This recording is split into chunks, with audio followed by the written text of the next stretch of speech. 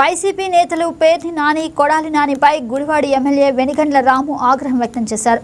అసత్య ప్రచారాలు మానుకోవాలని హితవు పలికారు.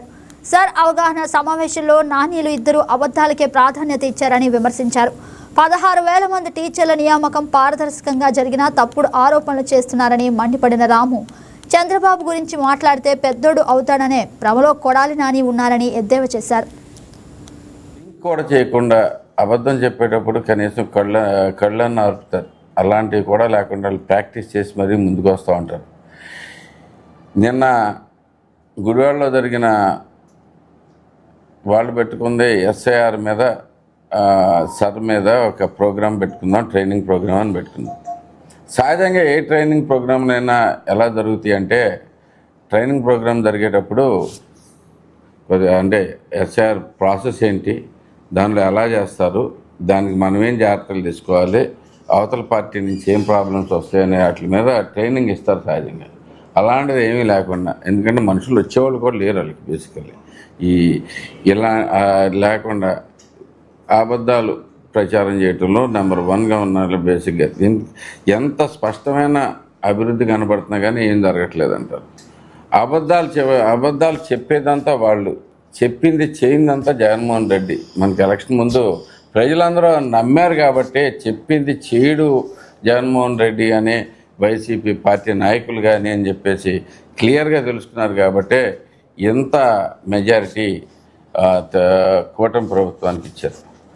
ఎప్పుడైనా కానీ ఒకటే మనం గుర్తుపెట్టుకోవాలి, ప్రజలేమో అమాయకులు కాదు, వాళ్ళు క్లియర్గా చూస్తూ ఉంటారు. వాళ్ళు ఎవరు అబద్ధాలు చెబుతున్నారు, ఎవరు నిజం చెబుతున్నారు అనేది క్లారిటీ ఉంటుంది.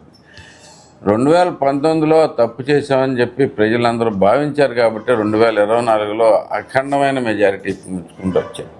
అంటే ఇంత స్ట్రైక్ రేట్ తోటి ఏ ప్రభుత్వం ఎప్పుడు మన దేశంలోనే ఎప్పుడు రాలేదు. ఇంత మెజారిటీ, ఇంత స్ట్రైక్ రేట్ తోటి ఈ ప్రభుత్వం ఫామ్ చేయలేదు. అలాంటిది వీళ్ళు ఇప్పుడు వచ్చి మామూలు యథావిధిగా సేమ్ అబద్ధాలే సేమ్ ఇవే చేసుకుంటూ వస్తారు. మాట తెప్పం, మడం తెప్పం. జగన్మోహన్ రెడ్డి అన్నీ చేస్తాడు. ఏం చేశాడో ఒకసారి చెప్పండి. బేసికల్లీ మీకు గతంలో కూడా చెప్పాం, అమరావతి యూటర్న్ అనేది లేదు, మాకు అమరావతి అన్నారు. అమరావతి నుంచి తీసేసి అంటే పాయింట్లెస్గా ఏదో ఒకటి మాట్లాడేది పెద్ద గొప్ప విషయం అన్నట్టు చేసుకుంటూ వస్తాం. మావిగన్ అనేది దాంట్లో ఏమన్నా ఉందా? మూడు ఊరి పేర్లు చెప్పి మావిగన్ అనేది ఏదో ఒక పెద్ద ట్రెండ్ అయిపోతుంది అనేది దాంట్లో తీసుకొచ్చేస్తున్నాం అనేది చెబుతుంటే ఎవడు నమ్ముతాడు బేసిక్గా? దాంట్లో ఇప్పుడు రాజధానికి మీకు పథకాలు ఉన్నాయా, రాజధానికి ప్రణాళిక ఉందా, ఏం చేద్దాం అనుకుంటున్నారు, ఎక్కడ కడదాం అనుకుంటున్నారు, ఎలా అభివృద్ధి చేద్దాం అనుకుంటున్నారు, ఇలాంటివి ఏమి లేదు. మావిగన్ 3 పేర్లు చెప్పారు. అస్సలు ఎక్కడో ఆకాశంలోంచి ఇది వచ్చేసినట్టుగా